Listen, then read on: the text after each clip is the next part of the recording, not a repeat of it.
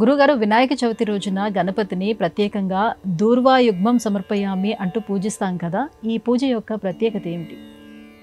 దూర్వ అంటే గరిక. అఖువాహనాయ నమః దూర్వాయుగ్మం సమర్పయామి. ఏమిటి దూర్వ? ఎందుకు? గరిక పోచ. సూర్యకాంతిలో నుంచి వెలువడేటటువంటి అతి నీలలోహిత కిరణాలలో ఉండే వ్యతిరేక లక్షణాన్ని, అనారోగ్యకర లక్షణాన్ని తొలగించే శక్తి గరికకు ఉంది. దశవిధ దర్భలలో దూర్వ ఒకటి గరిక. దీనికే శతాంకుర అన్న పేరు కూడా శాస్త్రం వివరించింది. సహస్రపరమాదేవి శతమూల శతాంకుర సర్వగం హరతు మే పాపం దూర్వ దుస్వప్న నాశని. ఇది వేదమంత్రం. చెడ్డ కళలను మనకు రాకుండా చేస్తుంది. ఒకవేళ వస్తే ఆ భయాందోళనలు తొలగిస్తుంది. ఇంటిలో పూలకుండీలో గరికని పెంచుకోవాలి. ఈనాటి కాలంలో చాలామంది వ్యాధులు రాకుండా లేదా వ్యాధులు వచ్చినప్పుడు వాటి బాధల నుంచి ఉపశమనం పొందడం కోసం గ్రాస్ లేదా వీట్ జ్యూస్ అన్న పేరిట ఆ గడ్డి రసాన్ని స్వీకరిస్తున్నారు. గడ్డి రసం అంటే కాస్త నవ్వులాటగా ఉంటుంది, కానీ వీట్ జ్యూస్ అంటే గోధుమ గరికతో సాధించుకున్న రసం. ఈ పదం బాగుంది అంటూ స్వీకరిస్తారు. గరిక పచ్చడి అజీర్ణ వ్యాధం తొలగిస్తుంది. పూర్వం అవలాసురుడు అనే ఒక రాక్షసుడు బ్రహ్మదేవుడి ఆవలింతలో నుంచి బయటికి వచ్చాట.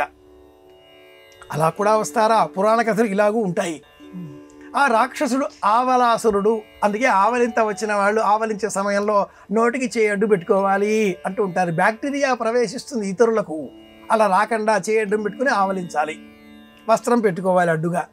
ఈ అవలాసురుడు దేవతలని అంతం చేయడంతో వాళ్ళంతా గణపతి వద్దకు వచ్చారు. గణాధిపతి కాబట్టి ఆ గణపతి అవలాసుడితో యుద్ధం చేశాడు. అవలీలగా ఆ అవలాసురుడిని మింగివేశాడు. నమలకండా మింగకూడదు. నమలకండా మింగేశాడు. అజీర్ణ వ్యాధి.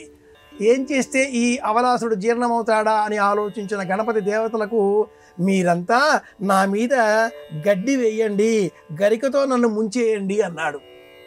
దానితో దేవతలంతా అఖువాహనాయ నమః దూర్వాయుగ్మం సమర్పయామి, మూషక వాహనాయ నమః దూర్వాయుగ్మం పూజయామి, కుమార గురవే నమః దూర్వాయుగ్మం సమర్పయామి, ఇలా 21 సార్లు ఆ గణపతి మీదంతా కూడా వినాయకాయ నమః ద్వైమాతురాయ నమః త్రిముఖాయ నమః ఇలా ఆ స్వామివారి మీద దూర్వ గరికతో కప్పివేయడంతో అవలాసురుడు అవలీలగా జీర్ణమయ్యాడు.